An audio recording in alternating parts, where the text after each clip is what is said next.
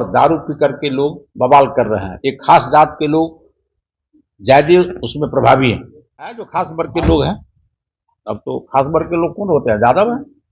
दुख के साथ मुझे कहना पड़ रहा है कि जब से महागठबंधन की सरकारें आई है, चचा भतीजा की सरकारें आई है, तेज गति से अपराधियों का मनोबल बढ़ा है।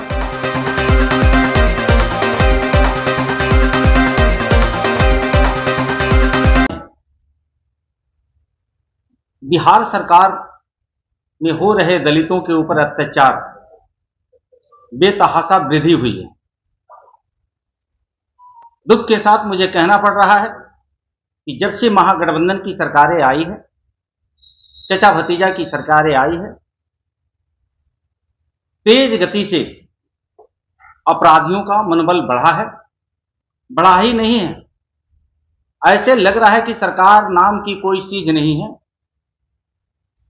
अपराधियों का मनोबल आसमान छू रहा है। जैसे ताजा उदाहरण मैं देना चाहता हूं, रोहतास जिले के दिनारा थाना अंतर्गत अजय पासवान जी की पत्नी सरिता पासवान जी 8 तारीख को शाम 6 बजे घर से मंदिर में पूजा प्रार्थना करने जा रही थी। उसी गांव के अपराध प्रवृत्ति के एक अपराधी उस महिला को जबरन उठा करके घरों में ले जाता है और दुराचार करता है। आसपास के लोगों ने शोरगुल किया, उस पीड़ित परिवार के बच्चों ने शोरगुल मचाया, फिर भी उन्होंने नहीं छोड़ा। बुरी तरह से विवश जब महिला हो गई, शोरगुल मचा, तब घर से बाहर फेंक करके वो भाग चला। दुख की बात तो तब है कि बिहार में हो रहे अत्याचार अपराधियों को पुलिस प्रशासन पकड़ती ही नहीं, उसको बचाने में लग जाती है। देखने को तब मिला जब इस घटना को लेकर के बिहार के प्रदेश अध्यक्ष शशि सम्राट चौधरी जी के नेतृत्व में 5 सदस्यीय टीम जब गठित करके और कल 2 बजे पीड़ित परिवार से मिलने के लिए हम लोग जब दरवाजे पर पहुंचते हैं तो वहां के पुलिस कप्तान के द्वारा स्थानीय थाना प्रभारी के मौजूदगी में उस महिला को उठा करके फिर सासाराम ले जाया जाता है। कारण क्या बताया गया कि 164 का बयान दिलाना है, मेडिकल चेकअप कराना है। ये घटना 8 तारीख की हुई। एफआईआर में महिला जो कहती है, एफआईआर नहीं होता है। महिला कह रही है कि हमारे साथ दुराचार हुआ है, लेकिन थाना के प्रभारी ने उस अपराधियों के संरक्षण प्राप्त है और उन्होंने एफआईआर में क्या दर्शाता है, दुराचार करने का प्रयास किया गया। तो मेरा मानना है कि महागठबंधन की और चचा भतीजे की सरकार में ये दलित विरोधी सरकार है, महिला विरोधी सरकार है। दलितों की हत्याएं हो रही है, दलित महिलाओं के साथ इज्जत आबरू से खिलवाड़ हो रहा है और चचे भतीजा की ये सरकार में कोई पूछने वाला नहीं है। उल्टे पुलिसिया कार्रवाई अपराधियों के ऊपर होना चाहिए, तो पुलिसिया कार्रवाई जिस परिवार पीड़ित परिवार है उसके ऊपर उल्टे यातन समझौता करने की दबाव डाली जा रही है। दुर्भाग्य है। मुझे लगता है कि अब बिहार में अनुसूचित जाति, जनजाति, आदिवासी महिलाओं को अब इस सरकार से भरोसा उठ चुका है। सरकार को खुद संज्ञान लेना चाहिए कि ऐसे पुलिस प्रशासन को त्वरित कार्रवाई करना चाहिए, कप्तान को निलंबित करना चाहिए, थाना प्रभारी को निलंबित करना चाहिए कि एक बिहार में कानून का राज स्थापित हो सके। सिर्फ ढोंग रची जा रही है बिहार प्रदेश में कि एक कानून का राज है, संविधान का राज है। ये सरासर गलत है, अफवाह है। कहीं कानून का राज नहीं है, ये अपराधियों का राज है। मैं निवेदन करता हूँ रावत पासवान जी से कि वो आज सवेरे पेपर पढ़ रहे थे, एक घटना मसौढ़ी में हुई है। एक छात्रा को गोली मार दी गई, वो भी दलित की बेटी थी। परसों सिवान गए थे,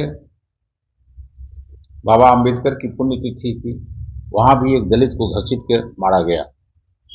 तो पूरे बिहार में अराजकता की स्थिति है और दलितों पर अत्याचार बढ़ रहा है। ये सरकार आम लोगों को, खास करके दलित को संरक्षण नहीं दे पा रही है। उनके जितने भी गुंडे हैं दारू पी के इस तरह के कारोबार करते हैं। इनका माननीय मुख्यमंत्री जी कह रहे थे कि दारू बंद है, कहीं भी दारू बंद नहीं है। मैं कल एक शादी समारोह में गया था, आश्चर्य लगा मुझे। इस पटना में बहुत सारे पुलिस के भी लोग थे, 80% लोग उसमें दारू पिए हुए थे। ये स्थिति है और पूरे राज्य में दारू चल रहा है और दारू पी करके लोग बवाल कर रहे हैं। एक खास जात के लोग ज्यादा उसमें प्रभावी हैं और वही लोग पूरे बिहार में अराजकता पैदा करना चाह रहे हैं।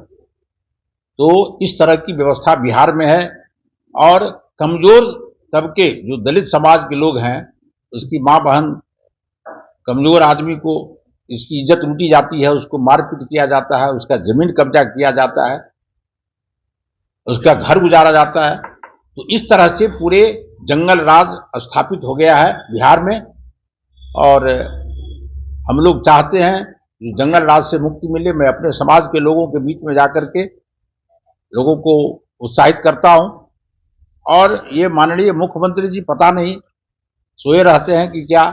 ये मुख्यमंत्री जी जनता दरबार लगाते हैं और जनता दरबार में जब इनका जिले का पदाधिकारी नहीं सुनता है तो यहाँ आते हैं और वहां से आदेश करने के बाद भी उसका काम नहीं होता है।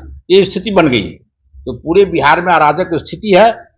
भारतीय जनता पार्टी निश्चित रूप से हम लोग अपने प्रदेश अध्यक्ष के नेतृत्व में हम लोग आंदोलन करेंगे और दलित समाज को संरक्षण देने का काम करेंगे। बहुत बहुत धन्यवाद। है जो खास वर्ग के लोग हैं, अब तो खास वर्ग के लोग कौन होते हैं, यादव है। देवेंद्र जी, आप आरोप लगा रहे हैं कि जिस तरीके से दलितों पर अत्याचार हो रहा है। विजय कुमार सिन्हा ने कुछ दिन पहले पीछे किया था, वहाँ पे ब्राह्मण शामी तो रचित रामी की भूमिका हुआ था, तो उसमें जो आरोपित है वो शायद दलित है। इस पर क्या कहेंगे? देखिए, ये आरोप नहीं लगाया जा रहा है। हम तो धन्यवाद देना चाहते हैं प्रिंट मीडिया, इलेक्ट्रॉनिक मीडिया के माध्यम से लोकतंत्र का चौथे स्तंभ आप होते हैं। जिस तरह से आए दिन दलित हो, पिछड़े हो, अति पिछड़े हो, अल्पसंख्यक हो, जो अत्याचार बढ़ा है, आप लोगों के माध्यम से बिहार प्रदेश ही नहीं देश दुनिया में इस चीज को खबर छपती है। एनसीआरबी का रिपोर्ट है कि भारत में सबसे ज्यादा दलितों के ऊपर अत्याचार अगर बढ़ा है तो बिहार प्रदेश है। आखिर ऐसा क्यों हुआ? हमारे सम्मानित साथी पूर्व मंत्री ने कहा कि बिहार के मुख्यमंत्री जी अपने राजधानी के धरती पर बैठ करके जनता दरबार जो लगाते हैं, ऐसा क्यों नहीं वो आदेश जारी कर देते हैं कि जिस जिले में अगर काम नहीं होता है, वहां की जनता अगर हमारी जनता दरबार में कोई काम को लेकर के पहुंचता है तो त्वरित वहां के अधिकारी को पर कार्रवाई करेंगे। यह सिद्ध होता है कि जिस जिले का समस्या मुख्यमंत्री के समकक्ष आता है, वहां के थाना प्रभारी, वहां के बीडीओ, वहां के कलेक्टर, वहां के एसपी जनता के आवाज को नहीं सुनता, उसकी समस्या को निराकरण नहीं करता है, जिसके वजह से बिहार के मुख्यमंत्री के पास आना पड़ता है। और बिहार के मुख्यमंत्री के आदेश को स्वयं मुख्यमंत्री जी जानते हैं कि उनके कागज उनके पास तक ही रह जाता है, वो आदेश को कोई प्रशासनिक अधिकारी अमल में नहीं लाता है। तो ये कार्रवाई तो सरकार को करना चाहिए। आप देखे होंगे उत्तर प्रदेश में सटे जोगी जी का राज है, वहां गुंडे थर्रा रहे हैं, कांप रहे हैं, या तो बिहार का शरण ले रहे हैं, नहीं तो नेपाल के शरण ले रहे हैं। बिहार के गुंडों को ये पता चल गया है कि अब सरकार नहीं, ये गुंडों की सरकार है, अपराधियों की सरकार है। तो मुझे लगता है कि सरकार के एक दबिश होना चाहिए, एक डंके की चोट पर अपराधियों को डर और भय होनी चाहिए। ये बिहार की सरकार से अपराधियों को डर नाम का कोई चीज नहीं रह गया। आपने यूपी का जिक्र किया और एनसीआरबी का जिक्र किया है, दलितों पर जो अत्याचार है वो यूपी और एमपी में सबसे ज्यादा है। एनसीआरबी का 2022 का सर्वे है, तो उस पर क्या कहेंगे? मैंने तो वही तो कहा, ये सरकार का खौफ खत्म हो गया है। सरकार अपराधियों के संरक्षण में चल रही है। सरकार जो है कि चचे भतीजे गुंडों के घुटने टेक गई है। ये सरकार की अब बिहार की जनता, 13 करोड़ जनता जान चुकी है कि अब सरकार नाम की कोई चीज नहीं है। वो थाने से लेकर के और जिले तक अपराधियों के संरक्षण में ही सरकार चल रही है। एक बात मैं बता दूं आपको, कल थाना प्रभारी कहता है वहां कम से कम हम लोग गए थे तो 1000 आदमी थे। थाना प्रभारी ने कहा उस पीड़ित परिवार के लोगों को, जो पहले ही एक ही बार हुआ है, और वो FIR में लिखवाता है, जो लिखो, जो महिला कहती है जो मेरे साथ बलात्कार हुआ, और वो कहता है जो उसमें लिखो तो बलात्कार का प्रयास हुआ। अब इस तरह के थाना प्रभारी को हमने कल बात किया हम लोगों ने SP DSP से, उन्होंने कहा हम कार्रवाई करेंगे। ये तो स्थिति है। और मैं एक बात बता देता हूं, आपने जो प्रश्न किया, अपराधी कोई भी हो, हम लोग कमजोर समाज से आते हैं, अत्याचार होता है और लोगों पर भी, मैं ये नहीं कहता हूं जो अत्याचार नहीं होता है, लेकिन दलित पर सबसे ज्यादा अत्याचार होता है। इसीलिए जो हम लोग कमजोर आदमी हैं, और अत्याचार इस तरह का होता है जो घर को उजाड़ करके वहां तालाब खोद दिया जाता है, ऐसे अत्याचार पता नहीं चलता है जो उसका घर है, सीधे उठा के उसको फेंक देता है। तो इस तरह के भी अत्याचार होते हैं, जो उसमें सरकार को निश्चित रूप से संज्ञान लेना चाहिए, माननीय मुख्यमंत्री जी को संज्ञान लेना चाहिए, इस तरह से कमजोर वर्ग पर अत्याचार न हो।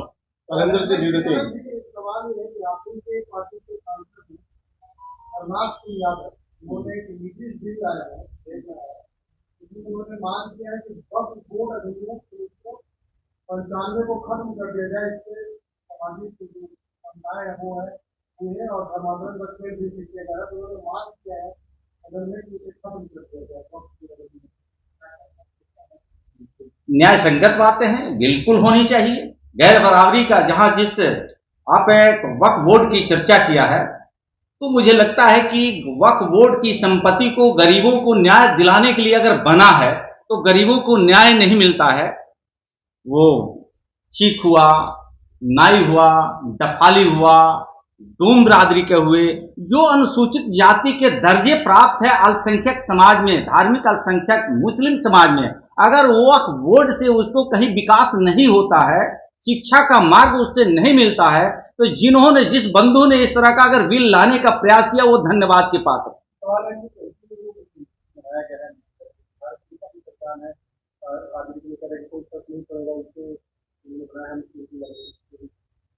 वो क्यों परेशान है? महागठबंधन के लोग परेशान क्यों हैं? माता और पिता और चचा और भतीजा के बिहार में लगभग 38 साल से सरकार लोग देख रहा है। जिस तरह से जातिवाद धर्मवाद हावी था महागठबंधन के सरकार में, NDA की सरकार में, मुझे लगता है कि आने वाले दिनों में नरेंद्र मोदी जी ने एक लंबी लकीर खींच दिया है। जाति धर्म मजहब से ऊपर उठ करके हिंदू हो, मुस्लिम हो, सिख हो, ईसाई हो, पारसी हो, बौद्ध हो, जैनिस्ट हो, सभी समाज के लोगों को एक मुख्य धारा में जोड़ने का काम किया। जैसे आपने देखा है कि यादव समाज हो, पिछड़ा समाज हो, अल्पसंख्यक समाज हो, दलित समाज हो, सभी समाज के लोगों को भारतीय जनता पार्टी सम्मान देती है। ये परिवारवाद की पार्टी नहीं है, जातवाद की पार्टी नहीं है। ये महागठबंधन के नेता एक तरफ संविधान की हवाला देते हैं और संविधान के हवाला देने वाले लोग परिवारवाद से बाहर नहीं निकलते हैं। बाबा साहब डॉक्टर BR अम्बेडकर जी संविधान के निर्माता, राजतंत्र को खत्म करके प्रजातंत्र लाया। महात्मा गांधी जी का यही सोच था, कर्पूरी ठाकुर जी का यही सोच था, जयप्रकाश नारायण जी का यही सोच था, लोहिया जी का यही सोच था कि पिताजी के बाद से माताजी बनेगी, माताजी के बाद से पुत्र जी बनेंगे, पुत्र जी के बाद से पुत्र बधू बनेगी। ये लोकतंत्र का हनन हो रहा है। बिहार की जनता ये जान चुकी है। आने वाले दिनों में देश के सच्ची प्रधानमंत्री नरेंद्र मोदी जी है तो मुमकिन है, नरेंद्र मोदी जी है तो गारंटी है। अब बिहार की जनता आने वाले दिनों में 2400 या 2500 प्रचंड बहुमत की सरकार बनाएगी। धन्यवाद।